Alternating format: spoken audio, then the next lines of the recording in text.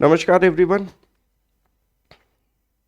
जन राष्ट्रवाद का उदय, सेशन नंबर 18, यानी कि हमारे 17 सेशन कंप्लीट हो गए हैं।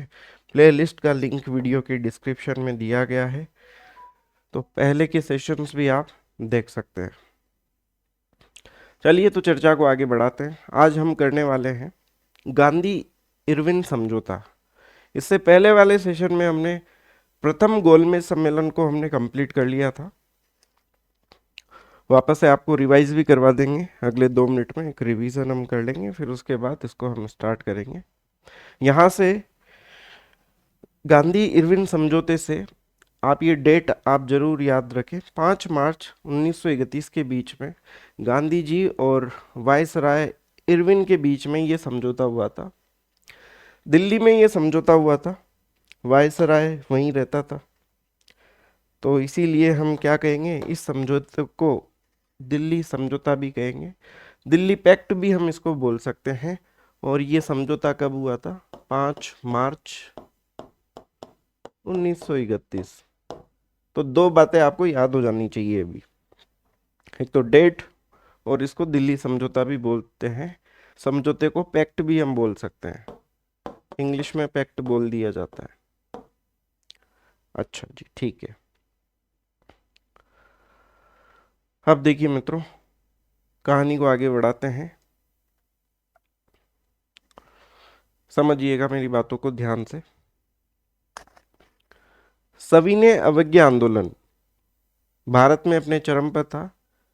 काफी लोगों को गिरफ्तार करके जेल में बंद कर दिया था। फिर उसके बाद लंदन में प्रथम गोलमेज सम्मेलन का आयोजन होता है, जो कि 1930 से लेके 31 के बीच में होता है।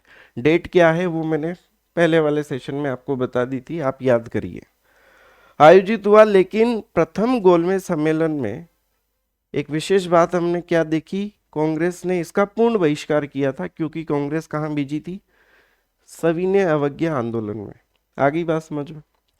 ब्रिटिश सरकार को ये एहसास हो गया जब ये प्रथम गोलमेज सम्मेलन हुआ कि भारत की सबसे बड़ी राजनीतिक संस्था कांग्रेस के बिना कोई भी संवैधानिक चर्चा व्यर्थ है। प्रथम गोलमेज सम्मेलन असफल रहा और ब्रिटिश सरकार को ये बात समझ में आ गई। फिर उसके बाद में क्या निर्णय लिया गया कि भाई कांग्रेस के जो लीडर हैं, और उस समय सर्वे सर्वा कौन थे? गांधी जी थे, कि उनको लाना ही पड़ेगा। अब यहाँ पे एक ये स्टेटमेंट मैंने लिखा है, यह एक ऐसी बारात है जिसमें दूल्हा ही नहीं गया।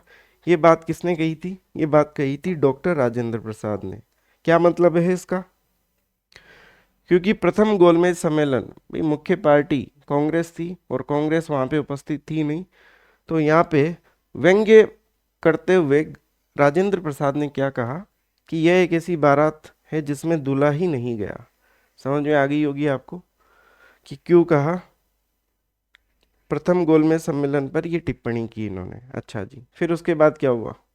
वार्ता का मंच तैयार करना। वायसराय इरविन ने वार्ता का सकारात्मक माहौल बनाने के लिए गांधी जी और कांग्रेस कार्य समिति के सदस्यों को बिना शर्त जेल से रिहा कर दिया। रिहा होंगे तभी तो सम्मेलन में आएंगे, ठीक बात।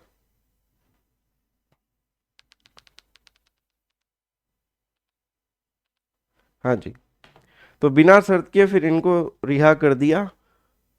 फिर उसके बाद इन दोनों से क्या मतलब है? इरविन और गांधी जी के बीच में उदारवादी नेताओं में जो जो प्रमुख नाम आते हैं, तेज बहादुर सप्रू और एम जयकर, इनके प्रयासों से वायसराय और गांधी जी के बीच में दिल्ली में सीधी बातचीत संभव हो सकी।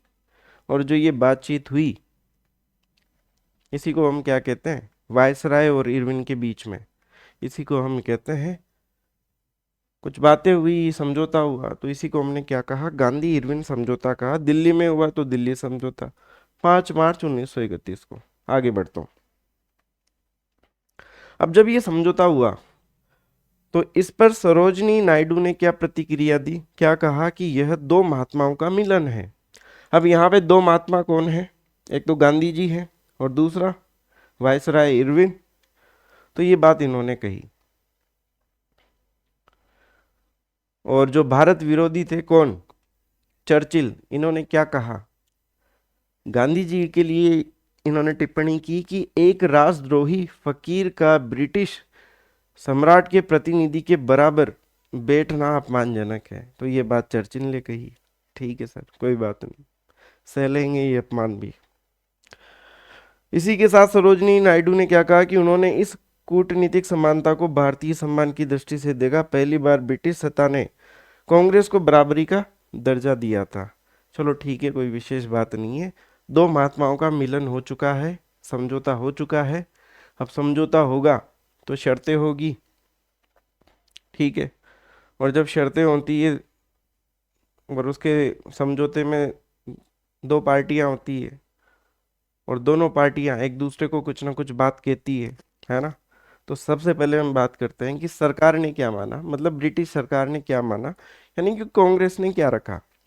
कांग्रेस ने पहली बात रखी कि जो समुद्र तट पर रहने वाले जो लोग हैं उनको नमक बनाने और इकट्ठा करने की अनुमति दी जाए। ये गांधी जी ने पहला प्रस्ताव रखा कि आप हमारे इन प्रस्तावों को स्वीकार कीजिए, उसके बाद हम गोलमेज सम्मेलन में निश्चित रूप से भाग लेंगे, है ना। तो इन्होंने कहा कि समुद्र के आसपास रहने वाले लोगों को नमक बनाने की अनुमति दी जाए। ठीक है, इरविन ने कहा कि चलो ठीक है भाई, कबूल है, दे दी। लेकिन साथ में इरविन ने यह बात कही कि निजी उपयोग के लिए दे रहे हैं अनुमति, वाणिज्यिक व्यापार के लिए नहीं है। कहीं कल आप बिजनेस करने लग जाओ, बेचने लग जाओ, तो ये अनुमति हम नहीं दे रहे हैं, निजी उपयोग के लिए। ठीक है सर, पहली बात मान ली इन्होंने। दूसरी बात, सरकार सभी राजनीतिक बंदियों को रिहा करने पर सहमत हुई, लेकिन साथ में सरकार ने जिन्होंने हिंसा की उनको छोड़ने के लिए सरकार सहमत नहीं हुई। जैसे भगत सिंह, राजगुरु, सुखदेव की रिहाई नहीं हुई और बाकी जो राजनीतिक बंदी है उनको रिहा कर दिया गया। ठीक है, चलो ये बात मान ली। फिर तीसरी बात, आंदोलन के दौरान जब्त की गई अचल और चल संपत्तियां वापस की जाए। क्रांतिकारियों की आंदोलन के दौरान जो संपत्तियां जब्त कर ली थी वो वापस लौटाया जाए। तो इरविन ने क्या कहा, भाई केवल यदि वे पहले ही बेची या तीसरे पक्ष को वितरित कर दी गई है तो फिर हम उनको रिफंड नहीं कर सकते, अगर वो नहीं की गई है तो हम लौटा देंगे। ठीक है, तो ये बात भी हो गई। उसके बाद फोर्थ नंबर पे देखिए, अब आंदोलन होता है तो फिर मुकदमे वगैरह तो होते हैं, गिरफ्तारियां होती है। सविनय अवज्ञा आंदोलन से जुड़े सभी अध्यादेश वापस लिए जाएं और लंबित मुकदमों को निरस्त किया जाए। ठीक है, करेंगे। उसके बाद जिन अधिकारियों कर्मचारियों ने आंदोलन के समर्थन में इस्तीफा दिया था उन्हें वापस लेने पर सरकार विचार करे, बहाल करे। तो यहाँ पे इरविन ने कहा कि बिल्कुल सहानुभूतिपूर्ण विचार का वादा है पर गारंटी नहीं है। ठीक है, अगर किसी पद के स्थान पर किसी को नियुक्त नहीं किया है तो हम उस कर्मचारी को वापस ले लेंगे। ठीक है, उसके बाद गांधी जी ने कहा कि हमें शांतिपूर्ण धरना करने की अनुमति दी जाए। शराब, अफीम, विदेशी वस्तुओं की दुकानों के बाहर शांतिपूर्ण धरना करने की अनुमति दी जाए। तो इरविन ने कहा कि भाई हम केवल निर्धारित समय पे ही अनुमति देंगे, उस समय आप अपना प्रोटेस्ट कर सकते हो। ये बातें यहाँ पे इरविन के द्वारा मान ली गई। दोस्तों, उम्मीद है एक एक पॉइंट आपको समझ में आ गया होगा। अब उसके बाद अब ताली दोनों हाथ से बजेगी।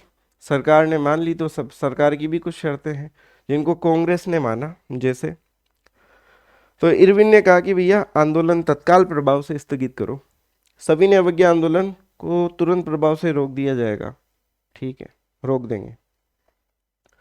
उसके बाद अब आप गोलमेज सम्मेलन में हिस्सा लोगे। फर्स्ट तो हो चुका था, अब जो द्वितीय सम्मेलन होगा उसमें आधिकारिक रूप से आप भाग लेंगे और गांधी जी जरूर जाएंगे। ठीक है। तीसरा, बहिष्कार को समाप्त करो। ब्रिटिश और विदेशी वस्तुओं का जो बहिष्कार कर रखा है, बायकॉट कर रखा है, उसको बंद किया जाए। ठीक है। और यहाँ पे जांच की मांग वापस। पुलिस अत्याचारों और बर्बरता की निष्पक्ष सार्वजनिक जांच की मांग कांग्रेस वापस लेगी। तो ये बात किसने रखी? इरविन ने रखी और इनको एक्सेप्ट किया।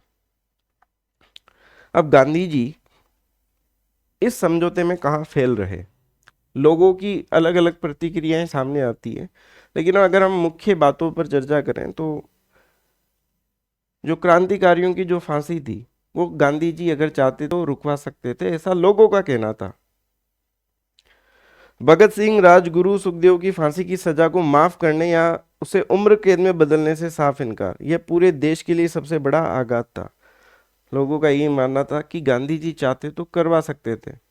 ठीक है। उसके बाद पुलिस की बर्बरता और लाठीचार्ज की किसी भी प्रकार की निष्पक्ष जांच से इनकार, भाई जांच ही नहीं होगी। तो इस पर ब्रिटिश ने क्या तर्क दिया, इससे ब्रिटिश प्रशासन और पुलिस का मनोबल गिरेगा, इसलिए आप हमें इसके लिए फोर्स नहीं कर सकते, जांच करने के लिए, निष्पक्ष जांच करने के लिए वो निर्णय हम करेंगे। तो यहाँ पर माना जाता है कि इरविन ने इन मांगों को अस्वीकृत किया गांधी जी की। ठीक है। अब देखिए, कोई भी कार्य होता है, कोई भी बात होती है, तो पॉजिटिव पक्ष में भी लोग आते हैं, नेगेटिव पक्ष में भी रहते हैं, कुछ आलोचना भी करते हैं। तो इस समझौते की क्या आलोचना की गई? पहली आलोचना कि भगत सिंह और उनके साथियों को फांसी से न बचा पाना युवाओं के बीच गांधी जी की सबसे बड़ी राजनीतिक और नैतिक विफलता मानी गई। कि भाई बंदियों को रिहा करवाने की बात चल रही थी, तो इनकी फांसी को भी आप रोक ही सकते थे।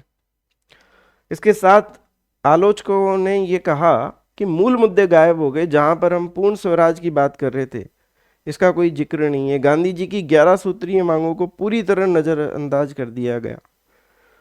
और साथ में गलत समय, भाई आंदोलन अपने चरम उफान पर था और ब्रिटिश सरकार भारी दबाव में थी। आलोचकों के अनुसार जीत के इतने करीब आकर आंदोलन वापस लेना एक ऐतिहासिक भूल मानी।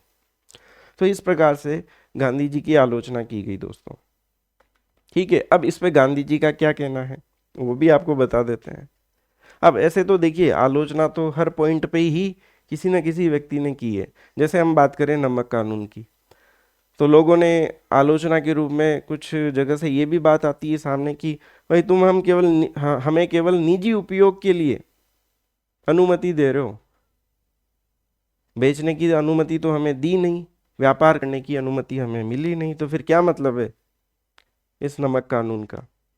उसके बाद दूसरी तरफ भाई तुम राजनीतिक बंदियों को रिहा करने की बात कर रहे हो, तो इनको भी छोड़िए ना फिर, राजगुरु, भगत सिंह, इनको भी। तो यहाँ पे भी, इस पॉइंट पे भी आप आलोचना खोज सकते हो। ठीक है।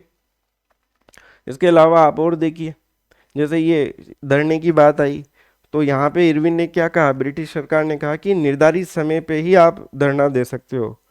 तो फिर लोगों ने कहा कि आप हमें समय वैसा देते हो कि उस समय पब्लिक मार्केट में रहती ही नहीं है और हम उस समय प्रोटेस्ट करते हैं तो उसका कोई मतलब नहीं निकलता है।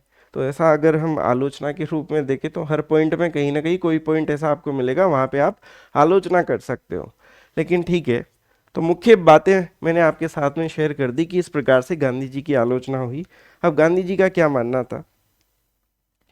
गांधी जी ये कहते थे संघर्ष, समझौता, संघर्ष। क्या मतलब है इसका? गांधी जी का मानना था कि कोई भी जन आंदोलन अनिश्चित काल तक अपने उच्चतम स्तर पर नहीं रह सकता।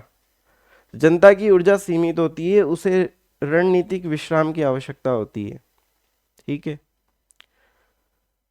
तिलक की विचारधारा का संदर्भ, डॉक्टर राजेंद्र प्रसाद ने इस ठहराव का समर्थन किया। गांधी जी की रणनीति थी, यदि आप 16 आने के लिए लड़ रहे हैं और विरोधी आपको एक आना भी दे तो उसे जेब में रखकर शेष 15 आने के लिए संघर्ष जारी रखें। फिर गांधी जी आसान भाषा में ये कह रहे हैं कि आंदोलन अपने चरम पे आ गया। आंदोलन हमेशा एक जैसी सिचुएशन में नहीं चलता है, उस कुछ समय के बाद उसमें ठहराव आता है, ऐसा गांधी जी की मानना है। तो उस समय अगर कोई समझौता होता है कुछ समय के बाद, तो हमें समझौता करना चाहिए, विश्राम करना चाहिए, रचनात्मक कार्य करने चाहिए, शक्ति का संचय करना चाहिए और फिर कुछ समय के बाद पुनः नई ऊर्जा के साथ आंदोलन करना चाहिए। ये गांधी जी का मानना था। उम्मीद है तो इस वजह से गांधी जी ने समझौता किया, ये गांधी जी का विचार है। अब देखिए, तो 5 मार्च 1931 को दिल्ली में गांधी इरविन समझौते पर हस्ताक्षर हुए। ये डेट आपको पता होनी चाहिए, याद रखनी है। इसलिए इसको दिल्ली समझौता भी कहते हैं। फिर उसके बाद 23 मार्च 1931 को, इसी दिन भगत सिंह, राजगुरु और सुखदेव को लाहौर जेल में फांसी दे दी गई दोस्तों। समझौते के ठीक 18 दिन के बाद इसलिए भी जनता ने ज्यादा विरोध किया था इस बात का कि गांधी जी चाहते तो रुकवा सकते थे, गांधी जी को आवाज उठानी चाहिए थी। और फिर उसके बाद 1931 में दोस्तों कांग्रेस का कराची विशेष अधिवेशन शुरू हुआ। उबलते हुए राजनीतिक माहौल और भयंकर जन विरोध के बीच में अब थोड़ा सा हम कराची अधिवेशन की बातें कर लेते हैं। ये वही अधिवेशन है दोस्तों 1931 का जिसमें गांधी जी को काले झंडे दिखाए गए और प्रमुख नारे लगाए गए, गांधी गो बैक, गांधीवाद का नाश हो। याद दिला देता हूं मैं आपको, इसकी अध्यक्षता की थी सरदार वल्लभ भाई पटेल ने। समझौते और फांसी को लेकर युवाओं का गुस्सा चरम पर था। जब गांधी जी कराची पहुंचे तो उन्हें काले झंडे दिखाए गए और गांधी गो बैक के नारे लगाए गए। और इसी भयंकर विरोध के बीच में महात्मा गांधी जी ने क्या उत्तर दिया? गांधी मर सकता है लेकिन गांधीवाद नहीं। ये भी प्रश्न पूछा जा सकता है कि ये बात गांधी जी ने कौन से अधिवेशन में कही थी? कराची अधिवेशन में कही थी। क्लियर है बात? वैसे हमने ये पढ़ लिया था, हमारी जो कांग्रेस के अधिवेशन वाली जो क्लास है उसमें हम ऑलरेडी ये पढ़ चुके हैं। लेकिन कराची अधिवेशन में कुछ उपलब्धियां भी रही है, ऐसी कोई बात नहीं है। जैसे पहली बार कांग्रेस ने स्पष्ट किया कि स्वतंत्र भारत में आम जनता के राजनीतिक, नागरिक और कानूनी अधिकार क्या होंगे, इसके बारे में सबसे पहली बार चर्चा इस कराची अधिवेशन में हुई थी। साथ ही मूल कर्तव्यों और उद्योगों, कृषि के लिए राष्ट्रीय आर्थिक नीतियों की रूपरेखा तैयार की गई इसके अंतर्गत। तो ये दो अचीवमेंट मिलते हैं कराची अधिवेशन के, कि आर्थिक नीतियों की रूपरेखा तैयार की गई, मूल कर्तव्यों के बारे में चर्चा की गई। समझ गए आप? तो ये कराची अधिवेशन की उपलब्धियां हैं। अब देखिए फाइनली निष्कर्ष निकाल देते हैं हम। भाई विफलताएं क्या रही? पूर्ण स्वराज की मांग अधूरी रह गई, क्रांतिकारियों को फांसी रुकवा नहीं पाए, पुलिस जांच से ब्रिटिश सरकार ने इनकार कर दिया। तो ये तो हम विफलताएं बोल सकते हैं। लेकिन क्या हुआ? इसकी वजह से, इस समझौते की वजह से द्वितीय गोलमेज सम्मेलन का मार्ग प्रशस्त किया, जहां कांग्रेस विश्व पटल पर भारत की एकमात्र आवाज बनकर उभरी। और अब इसके बाद क्या होगा दोस्तों? द्वितीय गोलमेज सम्मेलन होगा और उसमें गांधी जी भी हिस्सा लेंगे, कांग्रेस भी भाग लेगी दोस्तों। यानी कि अब समझौता हो चुका है। राउंड टेबल कॉन्फ्रेंस पर अब गांधी जी जाने वाले हैं और उसकी चर्चा हम इसके अगले सेशन में करेंगे, जहां पे हम द्वितीय गोलमेज सम्मेलन को पढ़ेंगे। फिर द्वितीय गोलमेज सम्मेलन फिर से असफल होगा और फिर वापस से गांधी जी सविनय अवज्ञा आंदोलन को वापस से शुरू करेंगे, फिर वापस से गांधी जी गिरफ्तार होंगे। तो ये सारी बातें हम नेक्स्ट सेशन में अब आगे कवर करेंगे। इस क्लास का पीडीएफ आपको कहाँ मिलेगा? गूगल प्ले स्टोर से कपिलांश एकेडमी का एप्लीकेशन आप डाउनलोड करें। और आप सभी से मेरा निवेदन है कि मेरी बात को एक बार ध्यान से सुने, क्योंकि कई विद्यार्थियों को अभी तक पीडीएफ नहीं मिल रहा है, जबकि पीडीएफ फ्री में अवेलेबल है। सो प्ले स्टोर से सबसे पहले ऐप को डाउनलोड करें, रजिस्टर करें, फिर यहाँ पे फर्स्ट ग्रेड पे क्लिक करें। क्लिक करने के बाद टेस्ट सीरीज का ऑप्शन आपके सामने खुलेगा, उस पर क्लिक करें। उस पर क्लिक करने के बाद चौथे नंबर पे एक इंडियन हिस्ट्री की टेस्ट सीरीज का ऑप्शन आएगा आपके सामने। बहुत सारी टेस्ट सीरीज खुलेगी, उसमें इंडियन हिस्ट्री पे क्लिक करें। फिर उसके बाद कंटेंट पर क्लिक करें और वहीं पे एक यूट्यूब क्लास पीडीएफ का एक फोल्डर होगा, वहाँ पे सारी क्लास की पीडीएफ आप फ्री में प्राप्त कर सकते हैं। और कोई दिक्कत आए तो इस नंबर पे मुझसे बात कर सकते हैं, फिर भी नहीं मिले किसी को तो ठीक है। तो आज के लिए इतना ही, मिलते हैं नेक्स्ट सेशन में, जिसमें हम अब द्वितीय गोलमेज सम्मेलन को लेकर बात करेंगे। धन्यवाद।